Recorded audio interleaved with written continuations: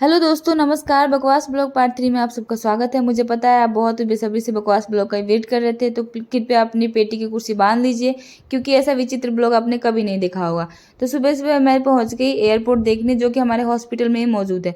वो आप ढूंढ के देख लेना कि हॉस्पिटल में कौन सी जगह पे मौजूद है। फिर उसके तुरंत बाद सोचा कि अब जब आ ही गए हैं तो कुछ काम कर लेते, फिर पी ली चाय, क्योंकि चाय पीना भी एक बहुत बड़ा काम है। उसके बाद एक मिरर रूपी कुछ चीज लगी हुई है, जिसमें मैंने अपना थोबड़ा देख के सोचा कि छोड़ो। मेरे को अपना थोबड़ा दिखा के उसे परेशान करने के बाद मैंने अंडर कवर ऑफिसर का काम किया और इनकी छुप के फोटो ली। उसके बाद मैंने इस बच्चे के एल्बो का एक्सरे करा, पर पता नहीं, एक्सरे तो किया और फिर भेज दिया रीडिंग के लिए। जब रीड होके एक्सरे बाहर आई तो मैंने देखा कि यहाँ पे अभी एंट्री हो रही है। वो किसी और की एक्सरे थी, तो मैंने सोचा कोई बात नहीं, थोड़ा सा और वेट कर रहे थे। थोड़ा वेट करने के बाद पता चला कि जो एल्बो का वो मैंने एक्सरे किया हुआ था, वो किसी जानवर का घुटना निकला। और उससे विचित्र बात ये थी कि पहली बार मैंने किसी जानवर का अपने घुटने का एक्सरे देखते हुए देखा, और वो काफ़ी ध्यान से देखते हुए देखा। फिर मैंने सोचा कि इस बार चलो कुछ और करके देखते हैं, कोई और एक्सरे करके देखते हैं। फिर उसके तुरंत बाद मैंने लिया नया पेशेंट, और उसके पहले मैंने मास्क वास्क यूज़ करके थोड़ा प्रोफेशनल दिखाया खुद को। और कैसेट सेट करने के बाद मैंने सोचा कि उसमें लगाते हैं मैथ। और मैथ का यूज़ करते हुए मुझे ये समझ आया कि जब मैं मैथ पढ़ती थी तब भी मैं यूज़ नहीं कर पाई, तो अब मैं क्या ही करूँगी। फिर मैंने सोचा छोड़ो, मैथ का मेरा वो सिर्फ ज़िंदगी से कोई लेना देना नहीं है।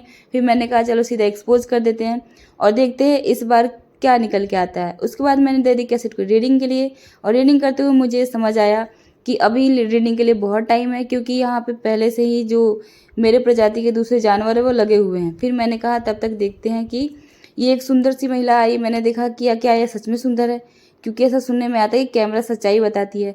फिर मैंने इसको भी एक्सपोज कर दिया और कैसे डाल दी रीडिंग के लिए। रीडिंग करने के बाद मैंने यहाँ पे थोड़ा सा इंतजार करना उचित समझा, क्योंकि मुझे सच में देखना था कि वो जो सुंदर सी महिला थी उसका असली रूप क्या है। और ये क्या, ये तो मैं देखते ही रह गई कि यह क्या, ये महिला ऐसी दिखती है।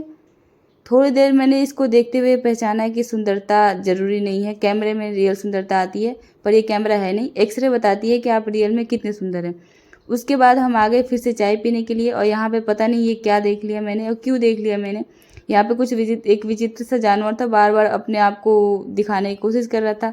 वो देख के मेरा मन उब गया। मैंने सोचा छोड़ो।